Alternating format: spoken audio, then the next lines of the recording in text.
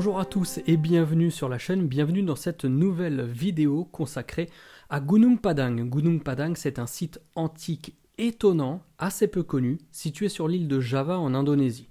Et c'est sur ce site, à Gunung Padang, que nous aurions, en tout cas c'est ce que l'on pense, la plus vieille pyramide du monde. Nous en avions parlé il y a quelques mois, quelques semaines, et je vous avais publié une vidéo complète sur l'étude de Gunung Padang. Cette vidéo était une immersion étonnante et détonnante au sein de l'étude publiée par un groupe de chercheurs qui connaît nombre de détracteurs. Si vous n'aviez pas vu la vidéo à l'époque, je vous remets le lien dans la description afin que vous puissiez prendre connaissance de tout ce qu'il y a à savoir. Cette vidéo reprenait l'étude consacrée à Gunung Padang dans son entièreté, en reposant toutes les bases et en avançant pas à pas pour voir si effectivement cette hypothèse de plus vieille pyramide du monde avait des raisons d'être aussi clivante. Parce qu'effectivement, elle est très clivante, en tout cas, elle suscite de très nombreuses réactions.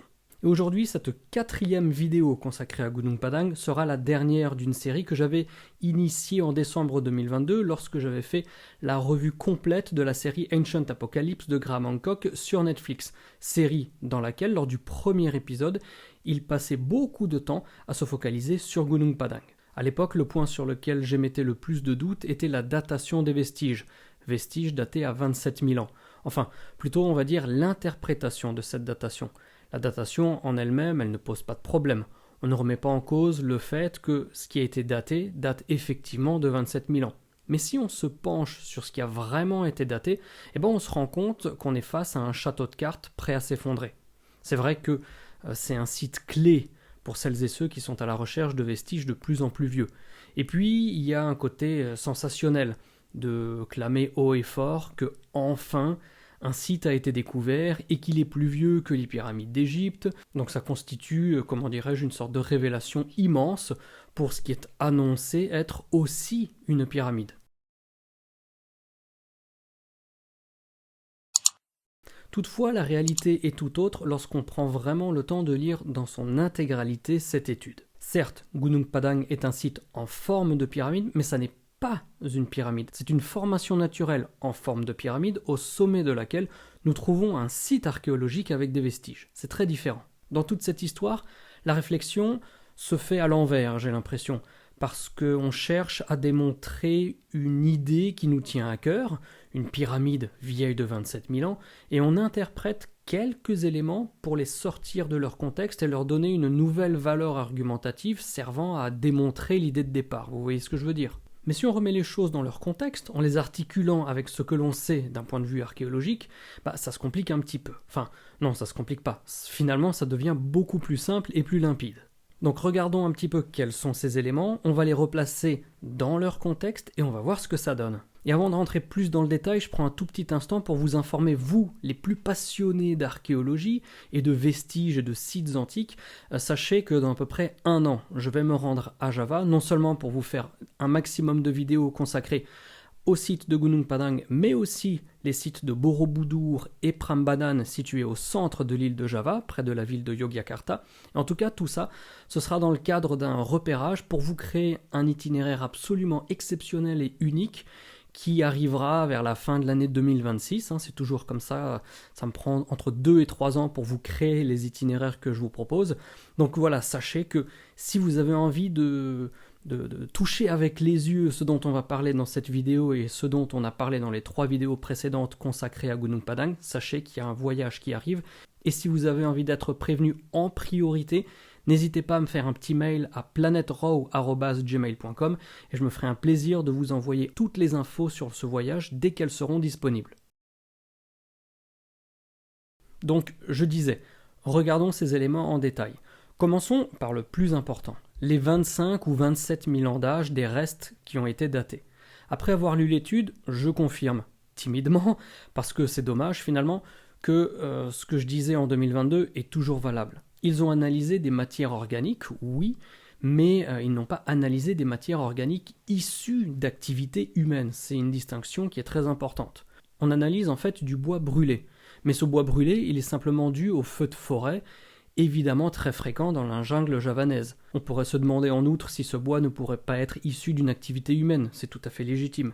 Mais non, ça n'est pas le cas. Si ce bois brûlé, enfoui à plusieurs mètres, plusieurs dizaines de mètres parfois, était dû à une activité humaine, bien entendu, nous aurions aussi retrouvé dans ces strates enterrées, et intactes d'ailleurs, des restes d'activité humaine, des pierres taillées, des ossements, des restes de la vie quotidienne, qu'elle ait été nomade ou sédentaire, des vestiges culturels, etc., etc. Bref, on aurait retrouvé quelque chose. Si c'était issu d'activités humaines, s'il y avait de la vie, forcément on aurait retrouvé au moins quelques toutes petites bribes d'autres vestiges. Or, ça n'est pas le cas. Donc, il n'y avait pas de vie humaine à l'endroit qui a été analysé. Donc, en termes d'interprétation, on ne peut pas faire de lien.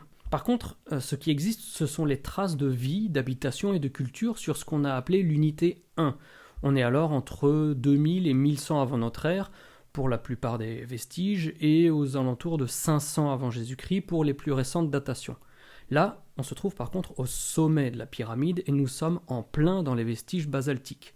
Là-dessus, aucun doute à avoir à aucun niveau. Nous avons tous les vestiges nécessaires pour comprendre que nous avions effectivement un peuple qui a construit un site devenu site archéologique, le site de Gunung Padang, au sommet de la colline du même nom. On a quelques strates de plusieurs mètres de profondeur qui offrent aussi des vestiges datables issus de ce même peuple bâtisseur de Gunung Padang. Cet enfouissement correspond au niveau inférieur des terrassements, ajouté de quelques mètres supplémentaires avec l'usure du temps. Là aussi, tout est normal. Mais c'est tout. Donc pour faire simple, nous avons cette formation naturelle en forme de pyramide, au sommet de laquelle nous avons des vestiges qui remontent à peu près 3000 ans. Mais il y a un autre élément qu'il faut aborder pour être certain d'avoir fait le tour de la question. Lorsque l'on dit que nous avons une colline naturelle au sommet de laquelle nous avons un site désormais archéologique vieux de 3000 ans, si vous avez vu les vidéos précédentes, je sais que vous allez dire « Oui, mais alors quid des cavités qui ont été retrouvées au sein de cette formation naturelle par les radars ?» S'il y a des cavités telles qu'elles ont été détectées par les radars de l'étude, eh bien ça veut dire qu'il y a des grottes et qu'il y a eu une activité humaine. C'est tout à fait logique. Sauf que pas forcément dans ce cas. Mais pourquoi pas forcément dans ce cas ? Eh bien, une fois de plus, il faut recontextualiser ce que l'on a sous les yeux, qu'il faut recontextualiser ces cavités pour être sûr de ne pas faire d'impair, comme disait Colombo. L'Indonésie, c'est un archipel absolument fabuleux, de plus de 17 000 îles volcaniques. Il y a des centaines de volcans sur les îles, dont 127 qui sont encore actifs. Parmi eux, peut-être que ces noms d'ailleurs vous diront quelque chose. Le Merapi, le Batur, le Rinjani, le Bromo ou encore le Kawaïjen. Merapi, Bromo et Ijen se trouvent d'ailleurs sur l'île de Java. Éparpillés le long de ces 1000 km de long, 130 000 km² pour 150 millions d'habitants, nous avons d'innombrables volcans ou collines volcaniques. Et Gunung Padang fait partie de ces collines volcaniques. Lors de leur formation par des éruptions effusives, ces collines vont mettre quelques millions d'années à se durcir et accueillir la végétation qu'on leur connaît. Mais il ne faut pas oublier que lors de leur formation se créent des tunnels de lave.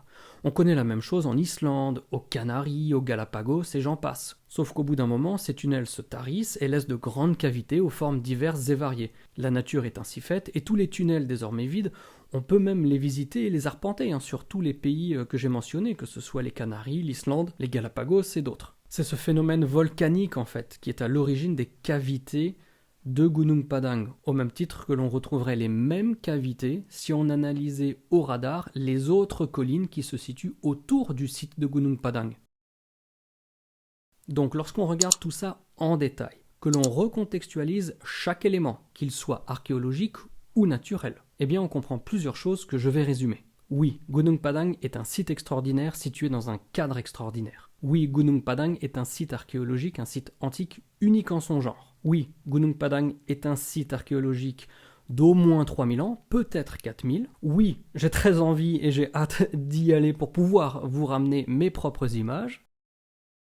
Par contre, non, Gunung Padang n'est pas une pyramide artificielle fabriquée par la main de l'homme. Non, les datations remontant à 27 000 ans datées au carbone 14 ne permettent pas pour autant de les lier à une activité humaine qui soit aussi vieille. Car, pour terminer, le dernier nom, il n'y a aucun autre vestige, ni culturel, ni ossement, ni rien, en dehors de ceux que l'on retrouve au sommet de la pyramide. Donc toutes les autres analyses ne peuvent pas être interprétées et ramenées, connectées à une éventuelle activité humaine remontant à 27 000 ans.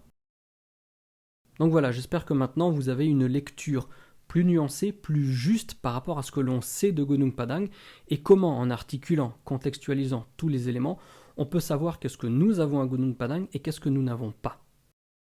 Nous avons une activité humaine, peut-être 3-4 000 ans d'âge, mais nous n'avons pas d'activité humaine remontant à 27 000 ans. Donc ce qui va alimenter certains esprits fertiles ou peut-être certains fantasmes de rêve, moi aussi je suis un petit peu un rêveur, malheureusement il ne faut pas compter sur Gunung Padang pour nous approcher d'une civilisation très ancienne et disparue.